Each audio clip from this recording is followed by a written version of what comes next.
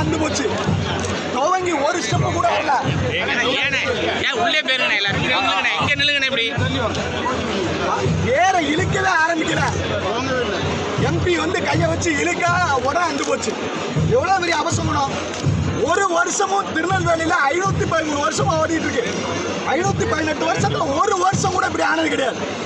இந்து சமய அறநிலையத்துறையினுடைய மிகப்பெரிய ஒரு செயல் குறைபாடு தான் காரணம். பல வருஷமா இந்த வடத்தை மாத்துங்கன்னு சொல்லியாச்சு.